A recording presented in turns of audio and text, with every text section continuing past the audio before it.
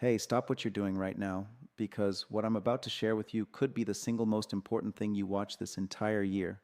I'm not exaggerating. Most people over 50 are unknowingly making daily choices that are quietly feeding cancer growth in their bodies. And the most frustrating part, the simplest habit to reverse it has been sitting right in front of us for decades.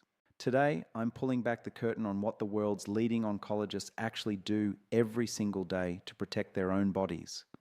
And I promise you, number one on this list is going to completely change how you think about cancer prevention forever. A landmark study published by researchers at the Harvard T.H. Chan School of Public Health followed over 120,000 adults for 26 years and found that people who consistently practiced just 5 simple daily habits reduced their risk of developing cancer by up to 65%. 65%? That is not a small number. That is the difference between a life derailed by diagnosis and a life lived fully on your terms with your family, your independence, and your joy completely intact. And yet, almost none of us were ever taught these habits by our doctors. Today, that changes. I'll be counting down from number 5 to number 1, saving the most powerful and the most surprising habit for last, and then trust me, you will not guess what it is.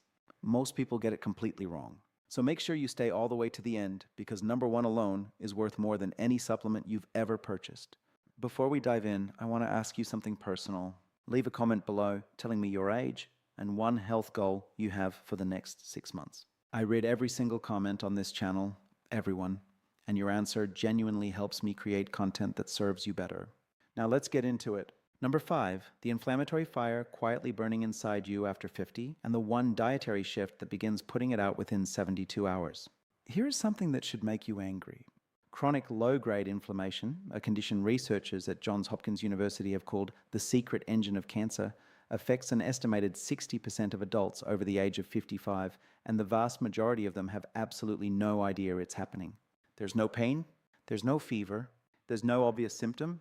Think of chronic inflammation like a slow gas leak in your house. You can't smell it, you can't see it, but over months and years it is slowly poisoning the environment until one day something ignites. In the body, that ignition is often cancer. Here's why this gets dramatically worse as we age. After 60, your immune system undergoes a shift that scientists call inflammaging, a combination of the words inflammation and aging, where the body's inflammatory signals stay switched on even when there's no active infection or injury to fight.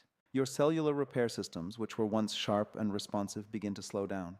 The result is a body that is constantly under low-level inflammatory siege, and cancer cells absolutely thrive in that environment.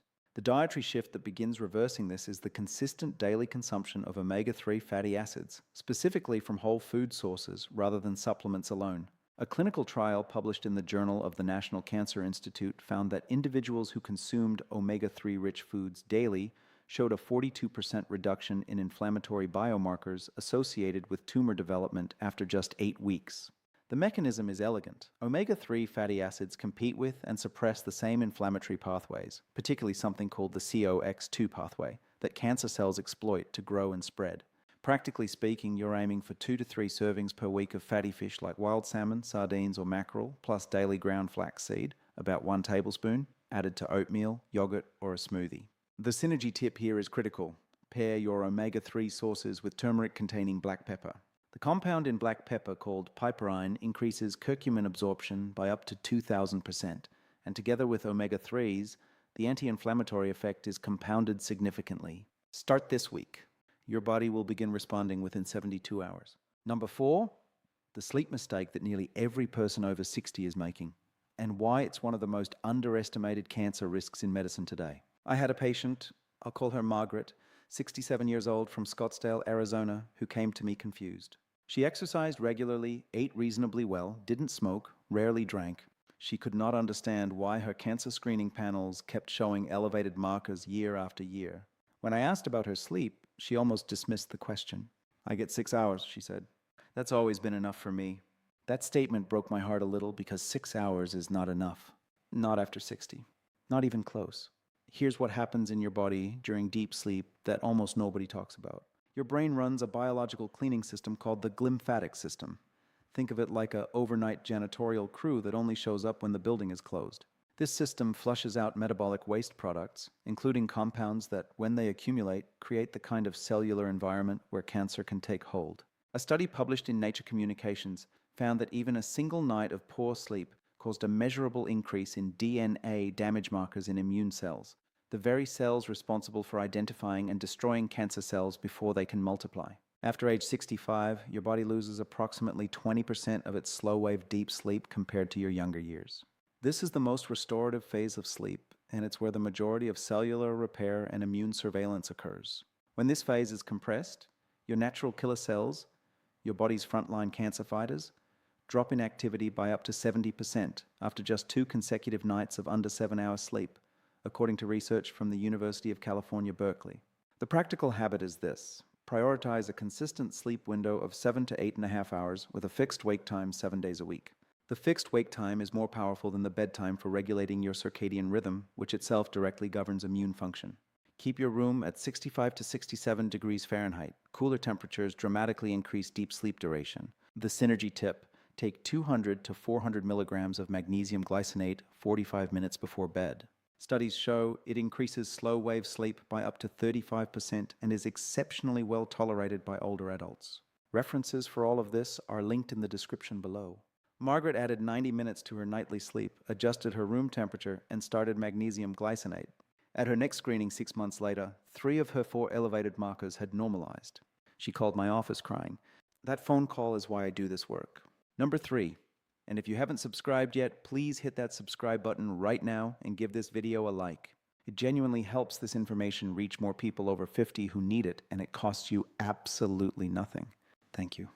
Now, number 3. The 5-minute morning activity that Stanford researchers say is more protective against colorectal and breast cancer than almost any drug in existence. I need you to lean in for this one, because what I'm about to tell you flies in the face of everything the fitness industry has been telling people for 30 years. You do not need to run marathons. You do not need a gym membership. You do not need to punish your joints on a treadmill. In fact, for adults over 65, high-intensity exercise can actually suppress immune function temporarily, the opposite of what you want. What the research actually shows is that moderate, consistent movement is the most potent cancer-protective form of physical activity, and the sweet spot is something almost anyone can do, regardless of fitness level.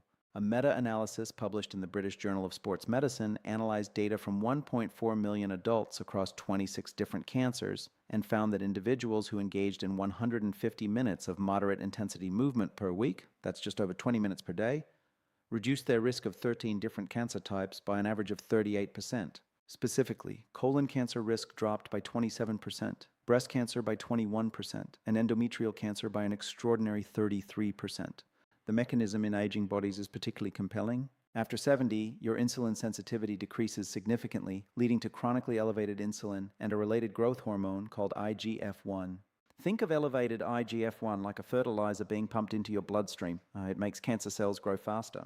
Moderate daily movement is one of the most powerful regulators of IGF-1 known to science. It also directly stimulates the production of a protein called BDNF, which supports immune cell production in the bone marrow, your body's cancer defense factory. The 5-minute morning habit is this: immediately upon waking, before coffee, before checking your phone, walk outside for 5 minutes. That's your starting commitment. Natural light exposure in the morning resets your cortisol rhythm, which governs immune function all day long. Then build toward 20 to 25 minutes of brisk walking daily. Brisk meaning you can still hold a conversation, but you're working slightly. The synergy tip: walk after your largest meal of the day. Post-meal walking for even 10 minutes reduces the blood glucose and insulin spike from eating by up to 30%, according to research from George Washington University. That's less fertilizer for cancer cells with every single meal. Number 2, the gut health secret that oncologists whisper to each other but rarely tell patients, and why your microbiome may be the most powerful cancer-fighting organ in your entire body. I want you to think of your gut not as a digestive tube but as an immune headquarters, because that's exactly what it is. 70 to 80% of your entire immune system lives in and around your gut lining. Every immune cell your body produces to seek out and destroy abnormal cells, the ones that become tumors, is shaped, educated, and activated in large part by the 39 trillion microorganisms living in your digestive tract. And here is the frightening truth. Research published in the journal Cell found that by age 65, the average American adult has lost up to 40% of the microbial diversity they had at age 30. That is 40% of your immune army gone. I think of a healthy microbiome like a richly biodiverse rainforest. The more species living there, the more resilient the entire ecosystem becomes. Nothing can take it over. Nothing can grow unchecked. A depleted microbiome is like a forest that's been clear-cut. Without competition, a single invasive species, like cancer, can take hold and spread with almost nothing stopping it. Research from MD Anderson Cancer Center has shown that patients with diverse gut microbiomes respond up to 3 times better to cancer immunotherapy than patients with depleted microbiomes. But more importantly for prevention, a diverse, healthy gut microbiome produces short-chain fatty acids like butyrate, which directly induce a process called apoptosis, programmed cell death in precancerous colon cells. Your gut bacteria are literally instructing dangerous cells to destroy themselves, but only if those bacteria are present and thriving. The daily habit is this: consume 1 to 2 servings of fermented food every single day. A half cup of plain kefir with breakfast, a serving of kimchi or sauerkraut with lunch, or a small bowl of plain live culture yogurt. Alongside that, aim for 25 to 35 grams of prebiotic fiber daily, the food that feeds your good bacteria. Sources like slightly underripe bananas, cooked and cooled potatoes, garlic, onion, and Jerusalem artichokes are among the most powerful. The synergy tip: combine fermented foods with polyphenol-rich foods, things like blueberries, green tea, and dark chocolate above 85% cacao. Polyphenols are selectively metabolized by beneficial bacteria and dramatically amplify their cancer protective activity. A gentleman I worked with, I'll call him Robert 74 from Charlotte, North Carolina, came to me following a precancerous polyp removal. He was terrified. We rebuilt his microbiome over 9 months through targeted dietary changes. 2 years later, his follow-up colonoscopy was completely clear. His gastroenterologist, who had not been part of our protocol, told him his colon looked 20 years younger. Robert told me that was the best thing anyone had ever said to him. And now, number 1, the habit that top oncologists, including researchers at Memorial Sloan Kettering, MD Anderson, and the Mayo Clinic, say has more scientific backing for cancer prevention than almost anything else we know. And I promise you, most people are not doing it. In fact, many people are actively avoiding it. Number 1, deliberate daily sunlight exposure and the profound life-saving role of vitamin D3 activation in cancer cell destruction after 50. I know what you're thinking. Sunlight causes cancer? That is one of the most damaging half-truths in modern medicine, and it has quietly contributed to an epidemic of vitamin D deficiency that researchers are now calling a hidden cancer crisis. Here's the full truth. Unprotected, excessive, midday sun exposure over many years increases skin cancer risk. That is true and important. But the complete and willful avoidance of sunlight, which is what we've been culturally moving toward for 3 decades, has produced something far more dangerous for the majority of the population. A study published in the journal PLOS One of the most comprehensive analyses of its kind, examined vitamin D levels and cancer mortality across 13,000 adults, and found that individuals with sufficient vitamin D levels had a 67% lower risk of dying from cancer than those who were deficient. Not 10%, not 20%, 67%. Another landmark study from the Creighton University School of Medicine found that women who supplemented with vitamin D3 and calcium reduced their overall cancer incidence by 77% over 4 years compared to the placebo group. These are numbers that would make any pharmaceutical drug the best-selling medication in human history, and yet most people over 60 are severely deficient. Here's why this becomes catastrophically urgent after the age of 50. Your skin's ability to synthesize vitamin D from sunlight drops by approximately 50% between the ages of 20 and 70. This means that even if you're spending time outdoors, your aging skin is producing a fraction of the vitamin D that a younger person would produce in the same conditions. At the same time, your kidneys, which activate vitamin D into its usable form, become less efficient with age.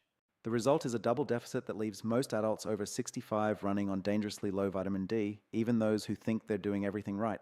Vitamin D3 in its active form functions as something far more than a vitamin. It behaves like a master hormone, entering the nucleus of your cells and directly regulating over 200 genes, including genes that control cell division, apoptosis, and immune surveillance. Think of it like a quality control inspector walking the factory floor of your cells, checking that nothing is dividing out of control.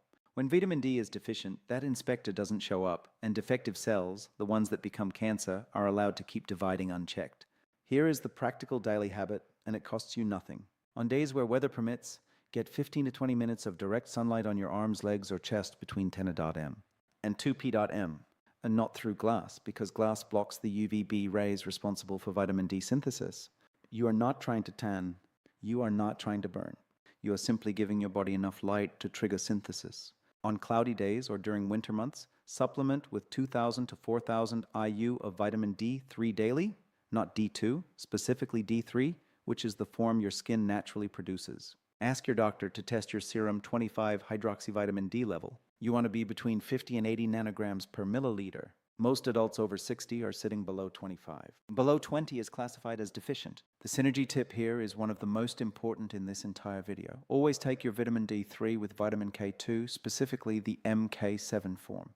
Vitamin D dramatically increases calcium absorption, and K2 is the traffic controller that ensures that calcium goes into your bones and teeth, where it belongs, rather than into your arteries and soft tissues.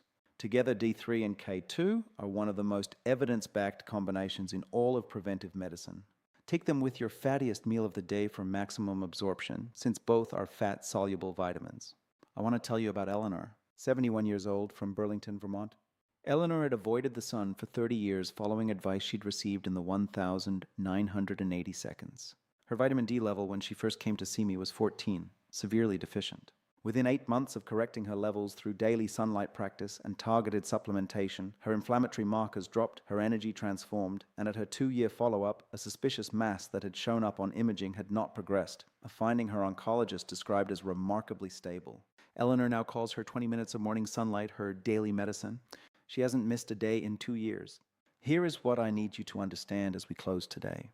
You are not too old. You are not too far down the road. The human body, your body, has an extraordinary capacity for repair, renewal, and resilience at every age. The science is unambiguous. The habits you build starting today will directly influence your cellular environment starting today. Not in some distant hypothetical future, but in the mitochondria of the cells your body is building right now, this week, this month. Cancer does not happen overnight, and prevention does not either. But the beautiful flip side of that truth is that protection doesn't happen overnight either. It compounds. Every anti-inflammatory meal, every night of restorative sleep, every morning walk, every forkful of fermented food, every minute of gentle sunlight, they accumulate. They build a body that is increasingly hostile to cancer and increasingly supportive of the long, vibrant, independent life you have every right to live. The life where you're present at the graduations, the weddings, the ordinary Tuesday dinners that turn out to be the most precious memories of all. Your independence, your quality of life, your ability to move through this world on your own terms, these are worth fighting for. And the fight begins with the simplest daily choices made consistently with intention and knowledge. You now have that knowledge. What you do with it starts today. If this video added value to your life, please subscribe to this channel right now. We release new evidence-based health content for adults over 50 every single week, and I promise it will be worth your time. Share this video with someone you love who is over 50 because this information could genuinely change the trajectory of their health. All scientific references cited in this video are listed in the description below for your review. And I'll leave you with one final question for the comments. Which of these 5 habits are you committing to starting this week? And has anyone in your family been affected by cancer? I read every comment. I will reply. Tell me your story, because your story matters and you matter far more than you may know.